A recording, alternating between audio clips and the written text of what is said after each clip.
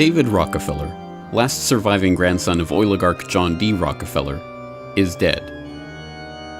We are told he died in his sleep at the age of 101 this past Monday, and with him the third generation of the infamous Rockefeller dynasty, the fourth if you count John D.'s bigamist snake oil selling father, is at an end.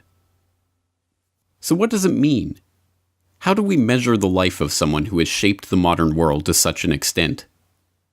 One measure of a man, some would say, are the friends that he leaves behind. In that regard, consider the people who are now stepping forward to pay tribute to David Rockefeller and his legacy. Like the Clinton crime family.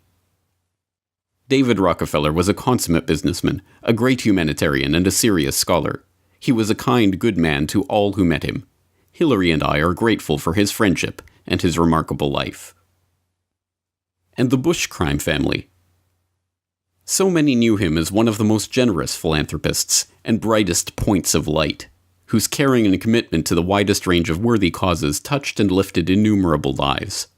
David was also very active in national and international affairs, and his connections and keen aptitude for issues made him a valuable advisor to presidents of both parties, yours truly certainly included. And the Council on Foreign Relations crime syndicate. Mr. Rockefeller was the longest-serving member of the council, joining in 1941. He served on the board of directors for 36 years, 15 as chairman.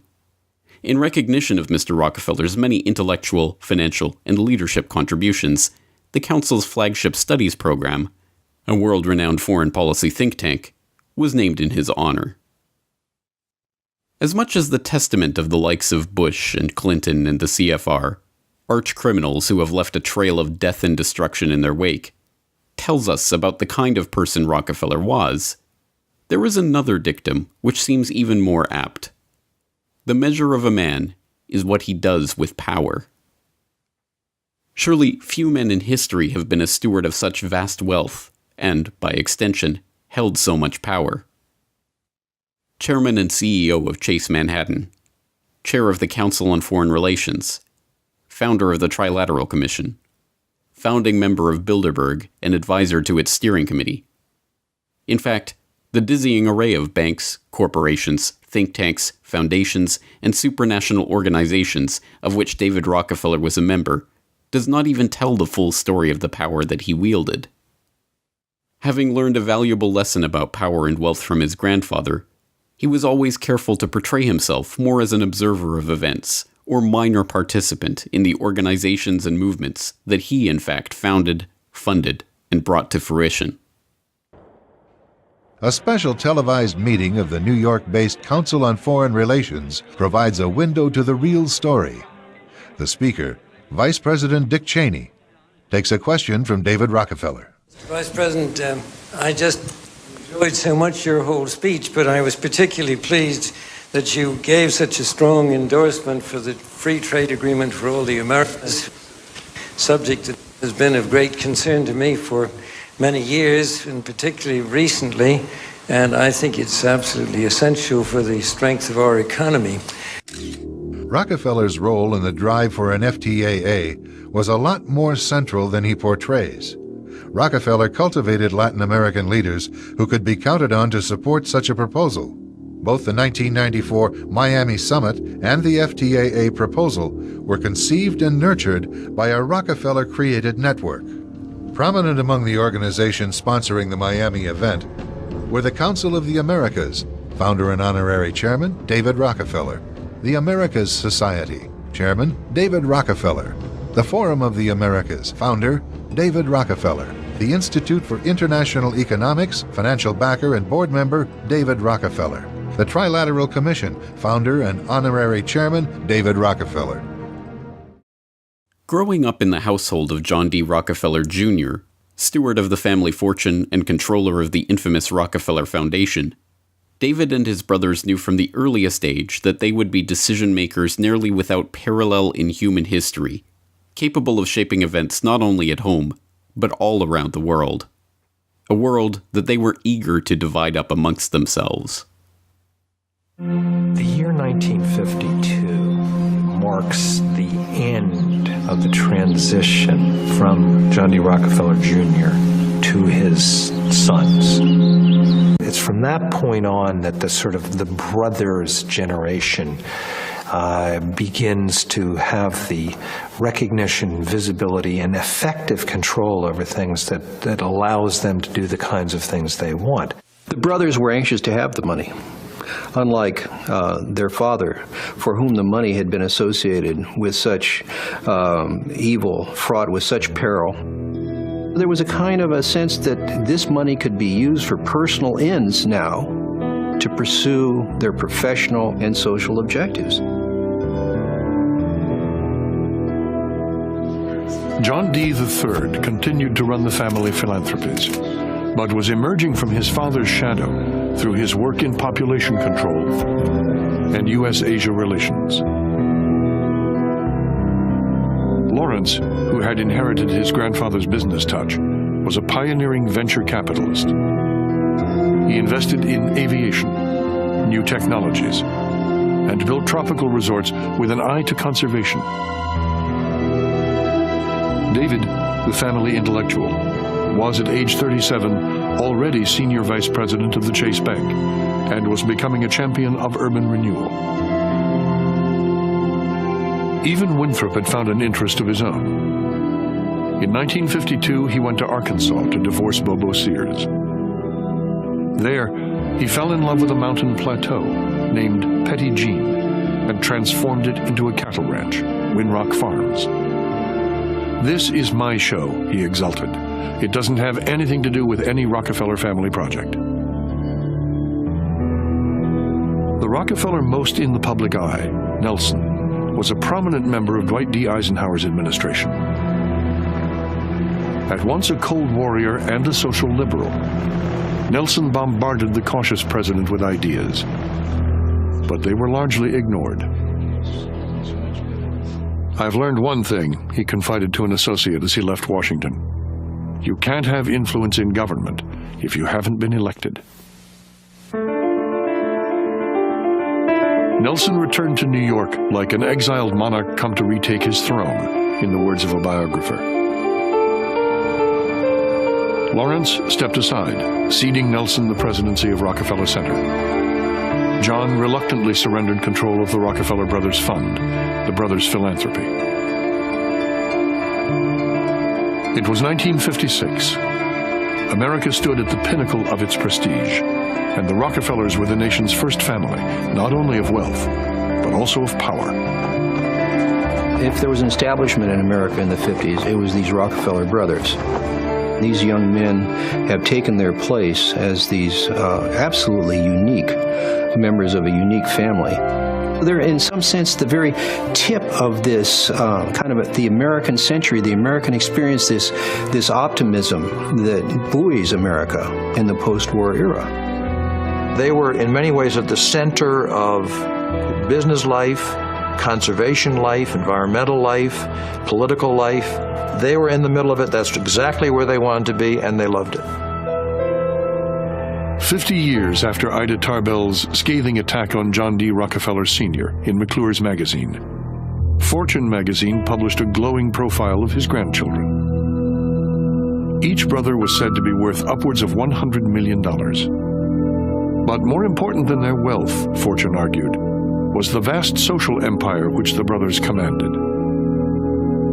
From their headquarters in Midtown Manhattan, their influence reached into every sphere. Over the years, through the Rockefeller philanthropic enterprises, charities, support of science, their business enterprises, a web had developed which spread out and was interconnected with practically every center of power in our country and abroad as well. So this was the real strength and power of the family, going well beyond money alone. Sometimes they would joke about it. They say, well, David gets Europe, Nelson is going to have Latin America, and, John D. III gets Asia, and then they'd make some joke about what Winthrop got, which would be something like Arkansas. But nonetheless, there was something really behind the joke. The Rockefeller clan has never been exactly normal. Not since William Avery Rockefeller, John D's father, abandoned the Rockefeller name altogether to take on the persona of Dr. Bill Livingston, celebrated cancer specialist. The name was a ruse, of course, like everything else about William Rockefeller. He was neither a doctor, nor a Livingston, nor a cancer specialist, much less a celebrated one.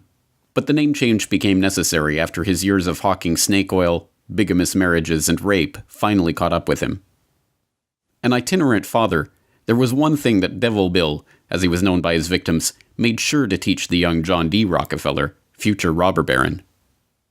"I cheat my boys every chance I get," William Rockefeller once bragged to one of his confidants. "I want to make 'em sharp. I trade with the boys and skin 'em, and I just beat 'em every time I can. I want to make 'em sharp."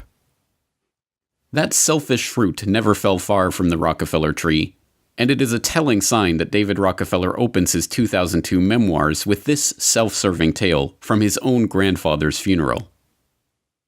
After the service, as everyone milled about, Mr. Yorty, grandfather's valet, gestured to me. Yorty, a dapper Swiss fellow, had been grandfather's valet and constant companion for 30 years. I knew him well, but he had always been reserved in my presence. I went over to him, and he pulled me aside into a deserted hallway. "You know, Mr. David," he began. From as early as I can remember, the staff always addressed us in that way, Mr. Rockefeller being too confusing with so many of us having that name, and first names would have been too familiar.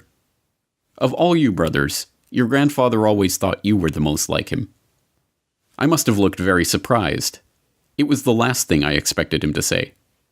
"Yes," he said, "you were very much his favorite." I thanked him somewhat awkwardly, but he just waved his hand and said, No, I just thought you should know." I didn't really know what to make of it. I thought it would have been Nelson, but I couldn't pretend I wasn't pleased. Even there, writing of the death of his own grandfather some 65 years later, David Rockefeller couldn't resist making the moment about himself and his own rightful place as successor to his grandfather's throne. If nothing else, the Rockefeller household raised the stakes of sibling rivalry to a significant degree.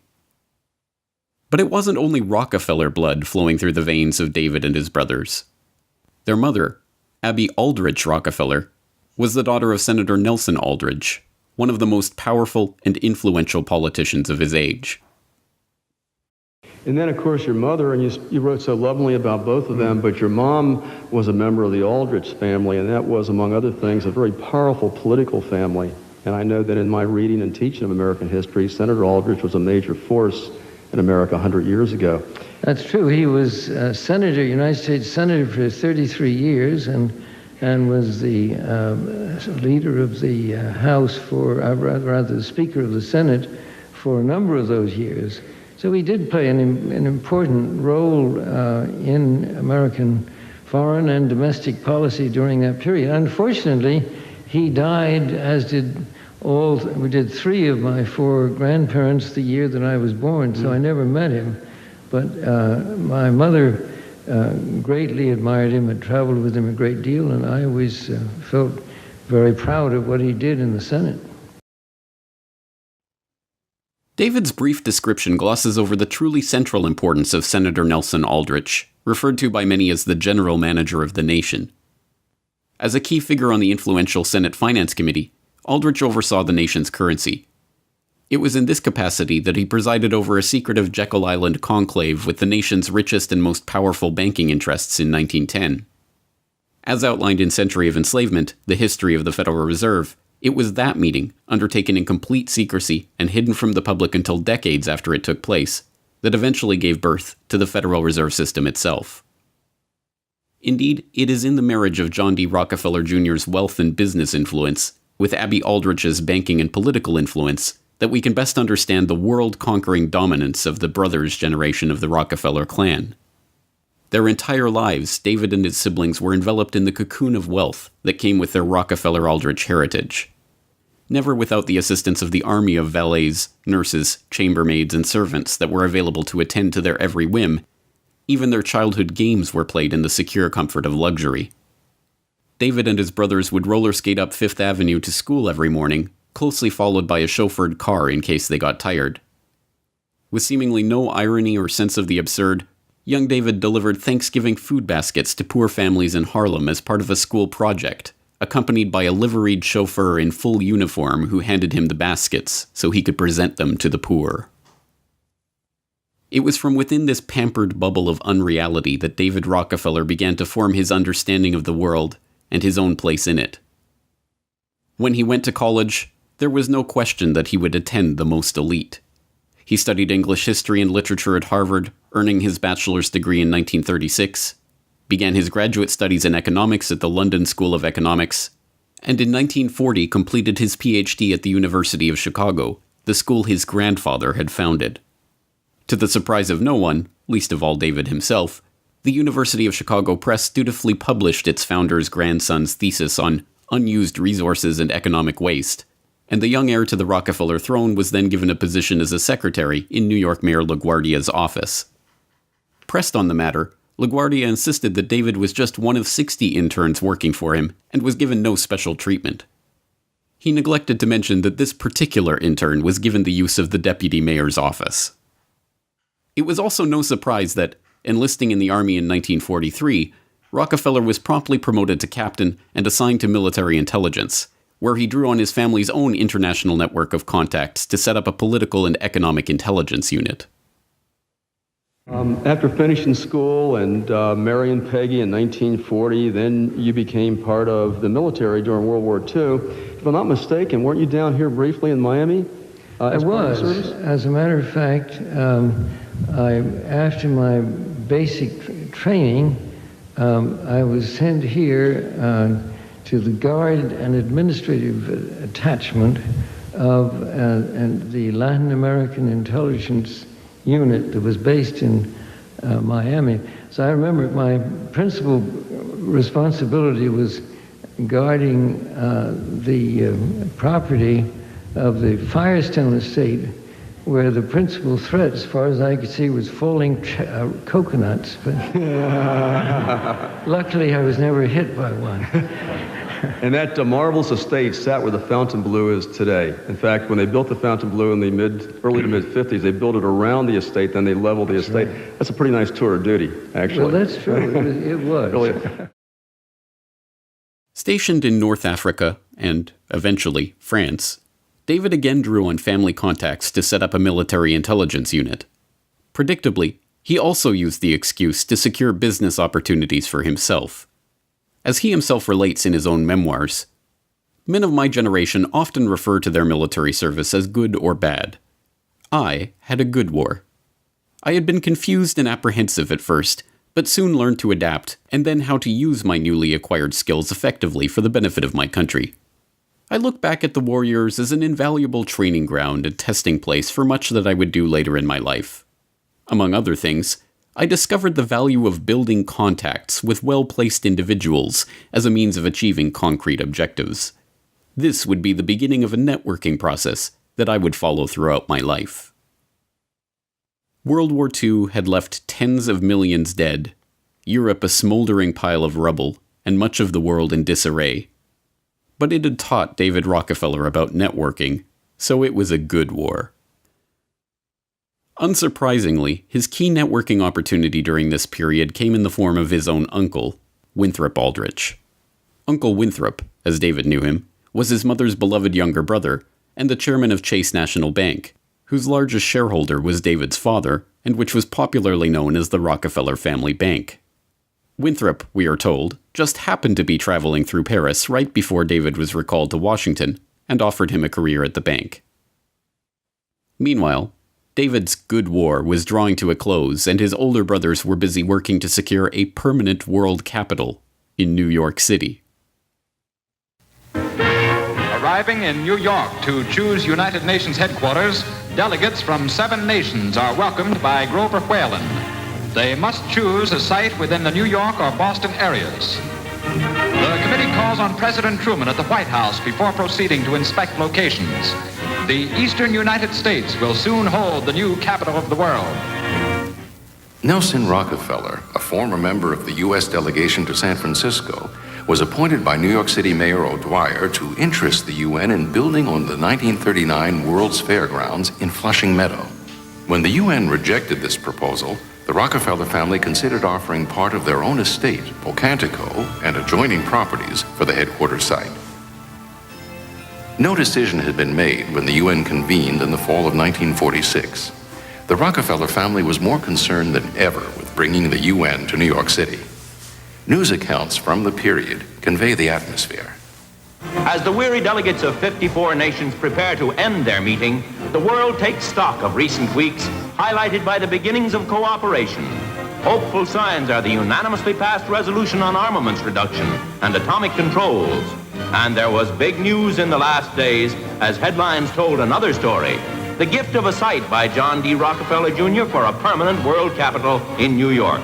Quickly accepted, the strip along Manhattan's East River is valued at $8.5 million. An ideal site for skyscraper headquarters, the 6-block area extends from 42nd to 48th Street. The Rockefeller family formally presented its gift to the UN in March of 1947. The future of this country and the lives of our children and our children's children are interwoven with the success of the United Nations.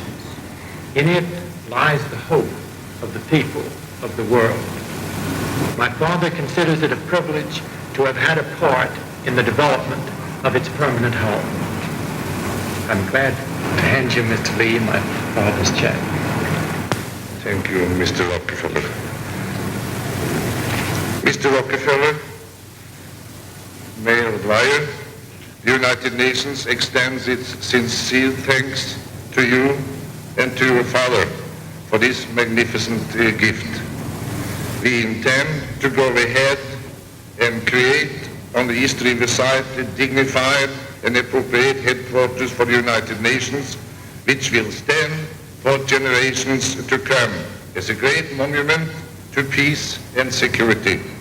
Your family can be proud of its contribution to this cause. Thank you very much. The Rockefeller gift changed the course of history and brought the United Nations to New York City. It is a gift which gave practical and moral support to the young United Nations, thus enabling it to succeed where the League of Nations had failed. It is a gift which furthered the United Nations mission to help save succeeding generations from the scourge of war. In April 1946, while the family was securing the headquarters of their hoped-for global government in New York City, David began his work at Chase as a $3,500 a year assistant manager in the Foreign Department. Almost immediately upon arriving, he began the process of bending the bank toward his will. And just as his brother's will was to promote globalization through the UN, so David's will was to promote globalization through banking. I felt that since American business, in response to the globalization of the world that was already taking place and the move of businesses in our country abroad in order to take care of the companies that they were dealing with overseas, and that was becoming a major part of their business, I felt that we couldn't do a good job in taking care of our even American customers unless we had branches overseas. So little by little, over a period of about 30 years, we opened branches and offices in about 50 countries around the world, and were represented in other ways in many more than that. And of course, this was something that was of great interest to me, and therefore I quite frequently would go over to the countries which I thought we should be in and meet with the leaders of the country as well as the business leaders. And this, of course, is essentially the way that I happen to know as many people as I do around the world. And I feel that that was certainly one of the best things I did for the bank. David presents the globalization of the banking industry, a process that he himself spearheaded, as merely a reaction to the needs of the business world. But it is impossible to separate the business interests of his bank from his own business interests, or that of his personal network of family friends. And, as with so much else in David Rockefeller's world, Both these business and personal interests converged at the globalist ideology, which motivated him throughout his life. Working his way up the ranks of Chase's corporate ladder to eventually become the bank's chairman and CEO, David soon found himself at the heart of world geopolitics, an unofficial emissary from the Rockefeller family and the banking and business interests it represented to the rest of the globe. When Moscow opened its doors to the first American bank since the 1920s, it was to David Rockefeller's Chase. When Beijing did the same, allowing the first American bank since 1949, it, too, was opening the door for Rockefeller. When America became embroiled in the Vietnam War, David used the opportunity to open a branch in Saigon. Along the way, David's networking process helped him befriend a rogues gallery of dictators and despots. You also mentioned in here an encounter with Saddam Hussein in Iraq, in Baghdad. Was there anything in that meeting some 20 years ago that would have led you to believe that he'd be playing the role he is today? I don't think so, but in the light of what's happened, it certainly makes it all the more interesting. I did it actually at the request of Henry Kissinger, who was then Secretary of State. I was going anyway to that part of the world, and Chase had business with the leading commercial bank in Iraq, and so I was going for that.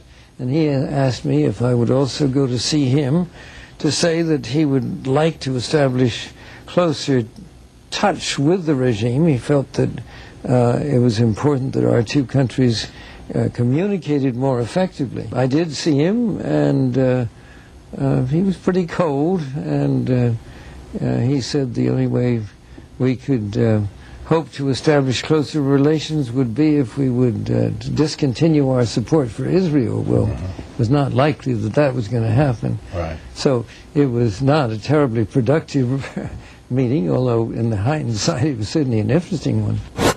In 1973, David Rockefeller penned an obituary for communist dictator Mao Zedong, the man personally responsible for more deaths than any other human in history, in which he praised the high moral and community of purpose engendered by Mao's leadership and claimed his bloody dictatorship and slaughter of 60 million of his own citizens to be one of the most important and successful dictatorships in history. The Shah of Iran. I was rereading before I read your account. The book that was written by William Shawcross. Yes. A whole book about that. Do you have any regrets about that?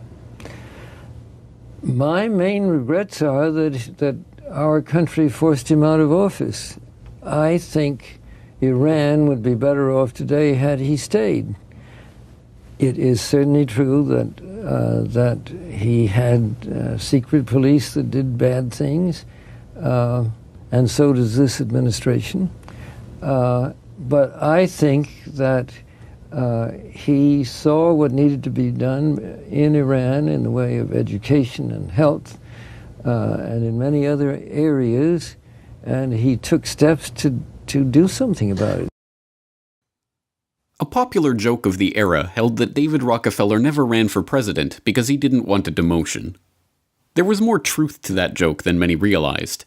He was in fact offered the position of Treasury Secretary 3 times and the chair of the Federal Reserve's Board of Governors once, but turned all of these appointments down because he felt he could accomplish his goals more effectively through the bank.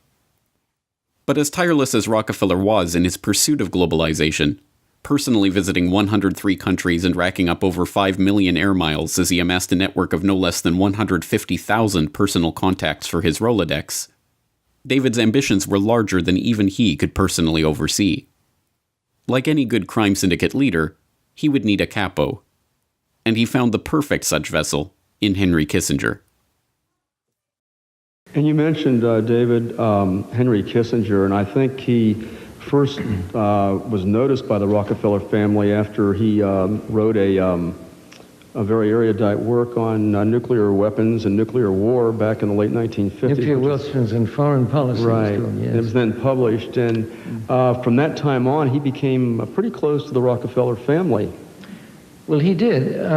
Actually, I guess I was the first one who got to know him because he was a member of an organization called the Council on Foreign Relations in New York, And there was a study group at that time that he, as then a young instructor at Harvard, presided at.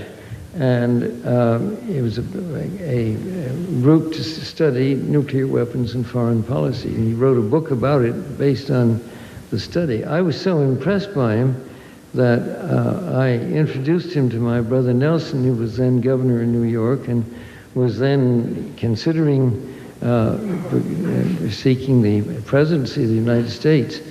They became great friends, and actually Henry became Nelson's foreign policy advisor as long as he was in public life, and I think is one of the remarkable international statesmen in the world today. Even 30 years after he was Secretary of State, he is still asked by heads of state when he travels the world for his advice. It was through Henry Kissinger that David Rockefeller could influence policy no matter who was nominally in charge of the country. When Chase needed to prevent its mining interests in Chile from being nationalized by President Allende, Kissinger was happy to organize the coup that overthrew him. The meeting between the mining company and Kissinger was, of course, set up by David Rockefeller. Only Nixon could go to China, but it was Rockefeller's emissary, Henry Kissinger, who preceded him.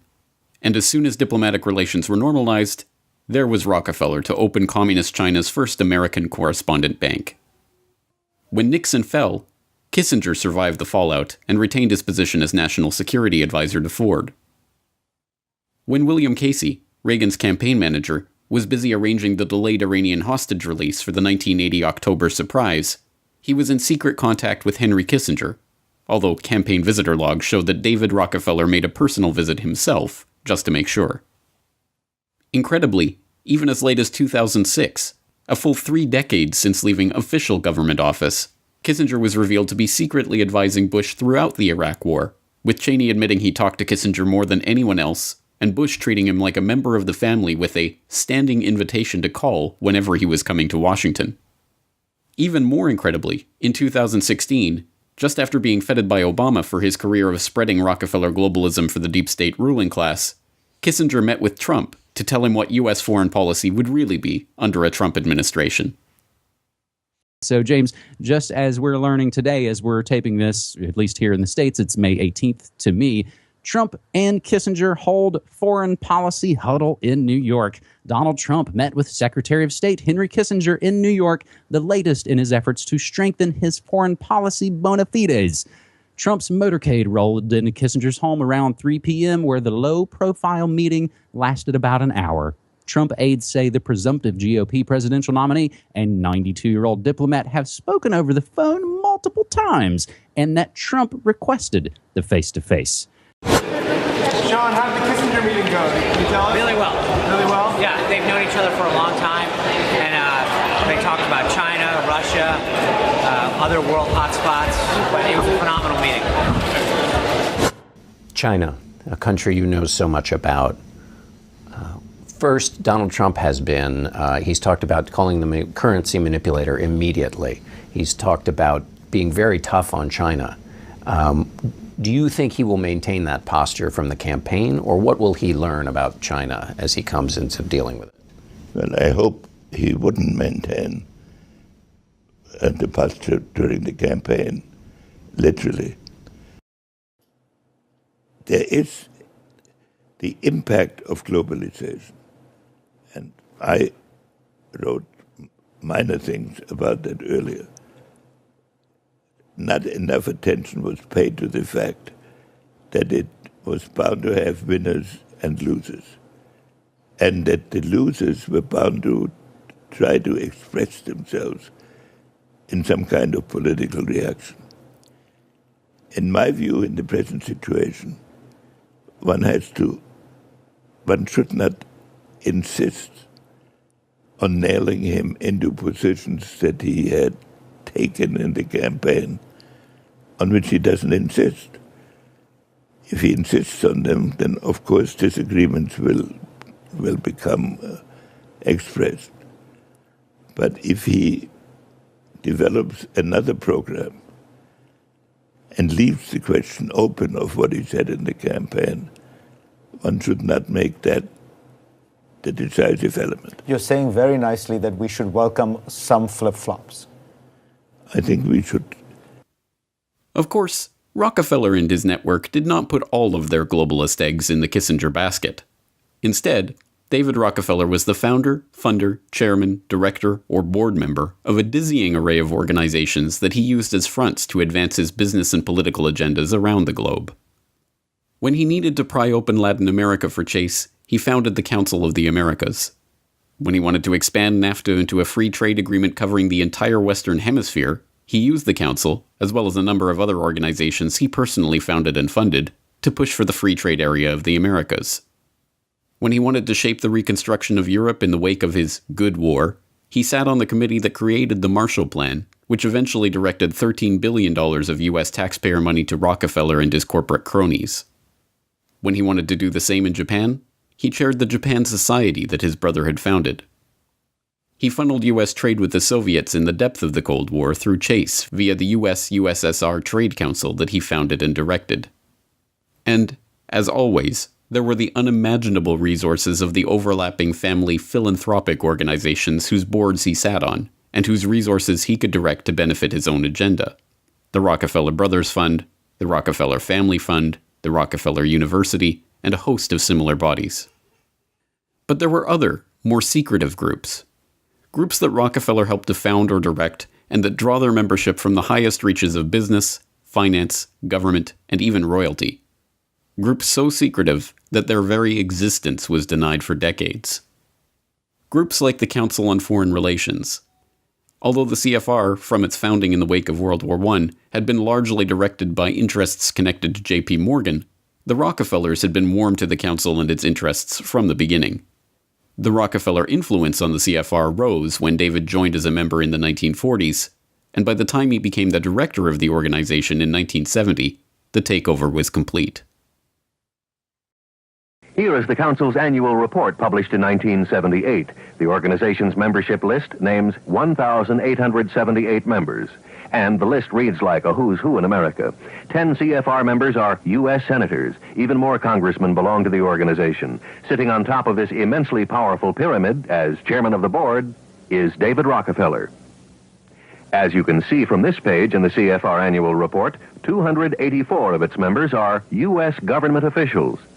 Any organization which can boast that 284 of its members are U.S. government officials should be well known.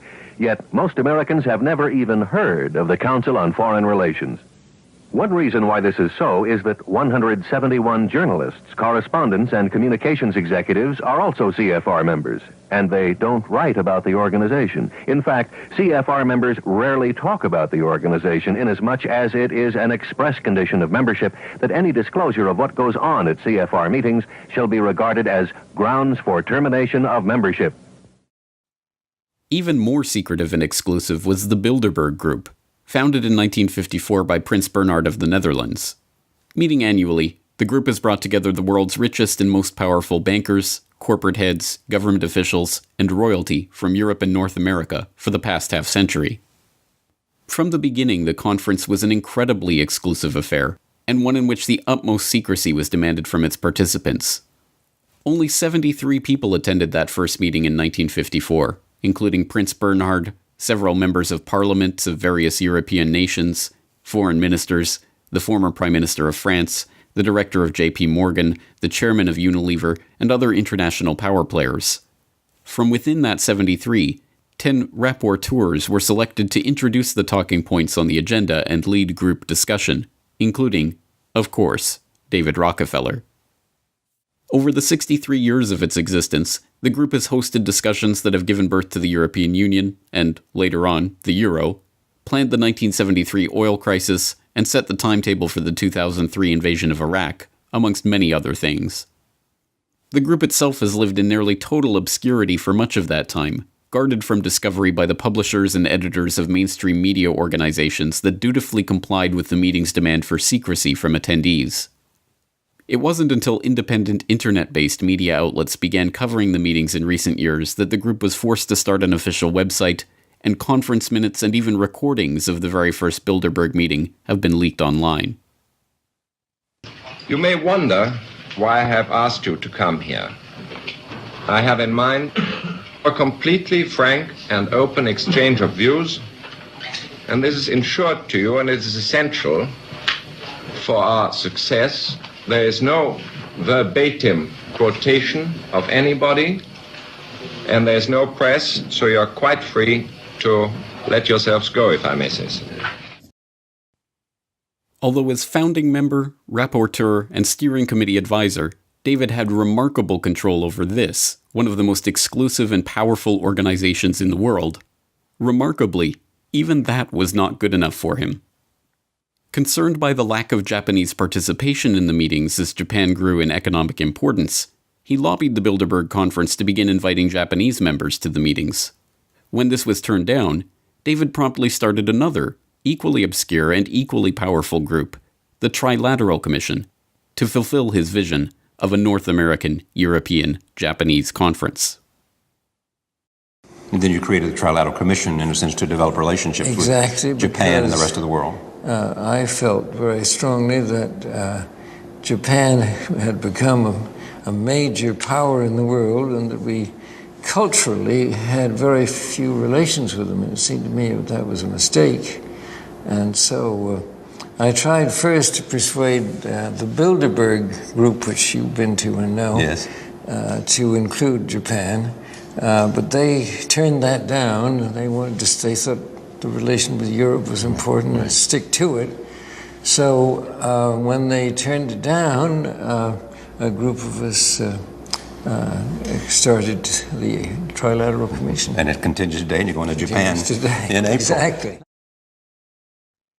Although once again David downplays both his role in the Trilateral Commission and its ultimate significance, it is in fact another group of powerful individuals, including multiple members of every American presidential administration since its founding in 1973, meeting in nearly total obscurity to push Rockefeller's globalist agenda. Well, the Trilateral Commission, as I mentioned, was started in 1973 by David Rockefeller and Zbigniew Brzezinski. And Brzezinski's book, Between Two Ages, I believe is what really brought Rockefeller to the table at least to pick up Brzezinski as a co-founder of the Trilateral Commission. The subtitle on his book was America's Role in the Technotronic Era. I found out just after I started studying technology that what he meant by the technotronic era was essentially technocracy. It's what we have today. You have to go back and read the book to find that out. But when they got into operation, the first thing they did was to put forth a presidential candidate.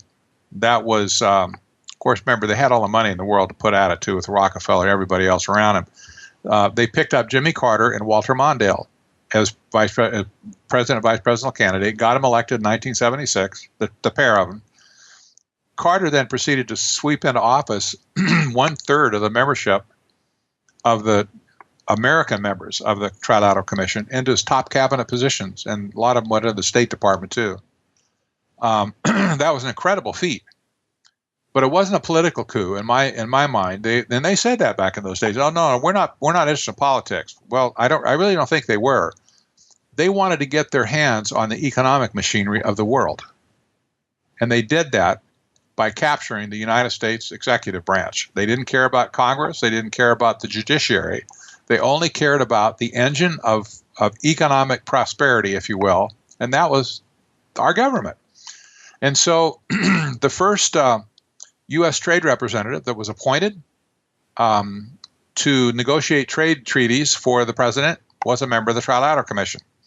In fact, ever since then, there have been 12 different members or 12 different USTRs that have been appointed by the president along the way. That's over a period of a long time. 9 of those 12 have been members of the Trilateral Commission. What can you say to that other than the fact that, well, it tells you what they were after. They wanted to be in a position to have their man negotiating these treaties like NAFTA and CAFTA and the TPP. The current USTR, Michael Froman, who's putting together the Trans-Pacific Partnership and also the Transatlantic coming right behind it, this guy's a member of the Trilateral Commission. When does this stuff stop? You see, Then you have the situation with the World Bank. The president of the World Bank is always appointed by our president. That's how it's set up at Bretton Woods.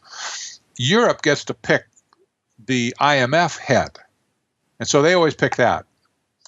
But there have been 8 members of the 8 appointees to World Bank since Jimmy Carter. 6 of those have been members of the Trilateral Commission. Now you say, well, what's the big deal with the World Bank? Well, the World Bank has been the major engine of globalization around the world. They had it in their pocket the whole time. You just have to ask the question, okay, they own that position, they own the World Bank, they own the USTR, they own the executive branch, lock, stock, and barrel by and large. Are they looking out after American interests? You know, like just us in America or people in Canada or whatever? I mean, are they looking after our family and even a North American continent? No, they're negotiating for themselves. And what are their goals? Well, they said originally to create a new international economic order. The Rockefeller fortune, a worldwide network of contacts, the Chase Bank, CFR, Bilderberg, and the Trilateral Commission. If the measure of a man is what he does with power, then it should be remarkably simple to take the measure of David Rockefeller. So what precisely did he do with all this power? This is no great secret. He made no effort whatsoever to hide his aims or intentions, as he himself freely admitted in his 2002 memoirs. Some even believe we are part of a secret cabal working against the best interests of the United States, characterizing my family and me as internationalists, and of conspiring with others around the world to build a more integrated global political and economic structure. One world, if you will. If that is the charge, I stand guilty, and I am proud of it. But the ultimate consolidation of power, the one world government to be ruled, inevitably, by the Rockefellers and their ilk, is only one half of this dark tale. As we shall see in the forthcoming sequel to How Big Oil Conquered the World, the one world government agenda is not content merely to consolidate that power, but to use it as a weapon against the masses. The intimate relationship between the eugenics movement and the Rockefeller family is a dark and largely uncovered part of its history, but it draws a straight line between the Bureau of Social Hygiene, the Eugenics Record Office, and other organizations funded and promoted by John D. Rockefeller Jr. on the one hand, and John D. Rockefeller III's founding of the Population Council from the offices and officers of the American Eugenics Society on the other. It is the story of a pseudoscientific mania that swept the corridors of power in early 20th century America. A mania that deprived tens of thousands of the most fundamental human right, that of procreation, and sought to deprive them of much more than that, based on nothing more than the assertion that the poor and destitute did not deserve to pass on their genes. Or protoplasm, as the early pushers of this pseudoscience called the hereditary mechanism that they had not yet discovered. It is not difficult to see how such a philosophy was inherently flattering to the Rockefellers of the world. The rich and powerful deserved to be rich and powerful by virtue of their very genetic makeup. Who could argue with that? When eugenics was eventually exposed as the pseudoscientific charlatanry that it always was, the adherents to this philosophy, including, of course, John D. Rockefeller III, sought for a more publicly acceptable rebranding of these ideas. They found it in the idea of population control, based yet again on unscientific assertions of overpopulation and its implicit demand to cull the useless eaters of the Third World. And, as always, there was David Rockefeller. And John D. Rockefeller III turned to a protege of the Rockefeller family in the early 1970s, who was then the national security advisor to the president, President Nixon, by the name of Henry Kissinger. Perhaps some of you have heard of this gentleman. And Kissinger was commissioned to do a top-secret study called NSSM 200. It later in the 1990s, this was in 1974, in the 1990s it was finally declassified from top secrecy, and people could read what was in there. But it became, on the signature of President Gerald Ford, it became official U.S. government policy for the first time to impose population reduction on what Kissinger called developing countries where they have rapid population growth and rich raw material resources that the West needs to fight the Cold War, oil, metals, rare earth metals, whatever. So Kissinger argued that these rapid population increases will create population that will demand of their governments that they get a share of the pie, that they have an economic development. Well, what an obscene thing for populations to demand economic development, a good standard of living, adequate food, shelter, and so forth. We can't allow that to happen, so we have to reduce populations. And herein lies the dilemma that we all face. Let me illustrate. Improved public health has caused the world's infant mortality rate to decline by 60% over the last 40 years. In the same period, the world's average life expectancy has increased from 46 years in 1950s to 63 years today. This is a development which, as individuals, we can only applaud.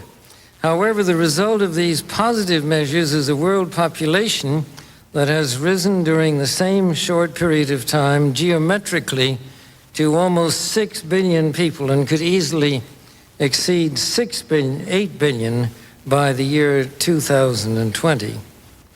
The negative impact of population growth on all of our planetary ecosystems is becoming appallingly evident. So let us measure the man, then, on how he used his power. Worse even than the tyrant who openly rules by decree is the manipulator who rules in the shadows. Worse than the miser is the philanthropist who directs his gifts to favor his own interests. Worse than the open enemy of humanity is its false friend. So it should be no surprise, then, that David Rockefeller has been handsomely rewarded for his lifetime of service to the clique of powerful globalists with whom he and his family have conspired for generations. And the Rockefeller family's commitments to the United Nations did not end with this exceptional gift. It continues to the present day, and it is personified by David Rockefeller, whom we honor for his dedication to democratic principle, for his dedication to development, and for his dedication to international peace.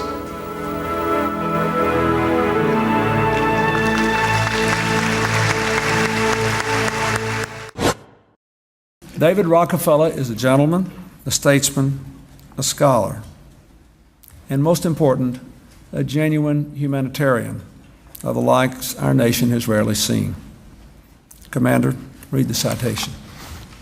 The President of the United States of America awards this Presidential Medal of Freedom to David Rockefeller. Through his extensive humanitarian efforts to promote world peace, David Rockefeller has worked to improve lives both at home and abroad. Building on his family's tradition of charitable giving, he has generously supported a wide range of educational, cultural, health, and urban renewal programs.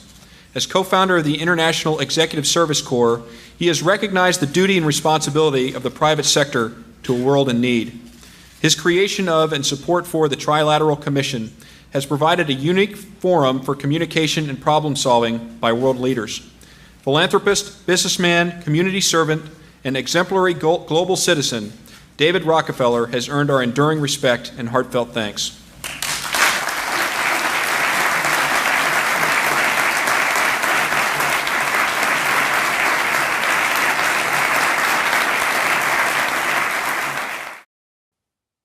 But even in the light of all of this, there is no victory in David Rockefeller's death. His passing is no cause for celebration. David Rockefeller left the world the same way he came into it. Rich beyond compare, mercilessly cruel, obsessed only with himself and his own interests. There was no Ebenezer Scrooge moment before he died, no throwing open of the curtain on his lifetime of dirty deeds, no repenting of his ways or undoing of the damage he has done. And there is, of course, no reprieve from the agenda which he furthered, the ideology that he promoted. It rolls on, uninterrupted, in his absence. Donald Trump mentioned that he had a phone call with you. How did that conversation go? I had an opportunity to talk to him about innovation. A lot of his message has been about things where he sees things not as good as he'd like, but in the same way that President Kennedy talked about the space mission and got the country behind that, I think that whether it's education or stopping epidemics, other health breakthroughs, finishing polio, and in this energy space, there can be a very upbeat message that his administration is going to organize things, get rid of regulatory barriers, and have American leadership through innovation be one of the things that he gets behind. And of course, my whole career has been along those lines, and he was interested in listening to that, and I'm sure there'll be further conversation. No, David Rockefeller's death is no cause for celebration. But there is something worth celebrating. The people who are rising up across the globe to identify and expose the David Rockefellers of the world. The increasingly energized masses who are learning about the CFR, the Bilderberg Group, the Trilateral Commission, the works of these so-called philanthropists, the real agenda of these global governmental organizations. Those citizen journalists who, armed with nothing more than a camera and an internet connection, are pulling back the curtain and revealing the Wizard of Oz for what he truly is. Rockefellers, come back. We don't want your New World Order, you know? Leave Chile right now. Leave Chile. You are not... You're killing a lot of people! You're killing a lot of people! Leave here! Leave Chile right now! Leave Chile! Leave Chile! We don't want your world government! Leave Chile right now! Leave Chile, okay? Leave Chile! Your family is the most disgusting in the world, you know? Rockefeller, we know what you're doing. We know what you're doing to the world. Rockefeller, your New World Order will never come in. You're running out of time. Scumbag, you've rushed it. You screwed up. You're not going to stop the Irish, Rockefeller, you scumbag. We are the Irish. We know what you're up to. We know what you're up to, Rockefeller. 1, 2, 3. Happy birthday to you. Happy birthday to you. Happy birthday, dear Rockefeller. Happy birthday to you. There is a Johnny Goodman.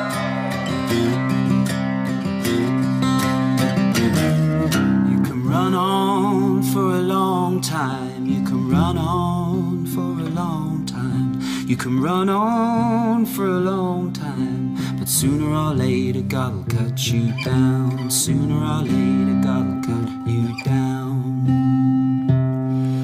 Go tell that long-tongued liar. Go tell that midnight rider. Tell the rambler, the gambler. The Corbett Report is brought to you by the Corbett Report subscriber. A weekly newsletter featuring James Corbett's International Forecaster editorial, recommended reading and viewing, discounts on Corbett Report DVDs, and once a month, a subscriber-only video. Sign up today to start receiving your copy at corbettreport.com/support. I have now something else to thank you for, David. I've been wondering how we could get this ceremony out into the popular consciousness, and with the mention in the citation of the Trilateral Commission, I know we're going to be on talk radio all over America today.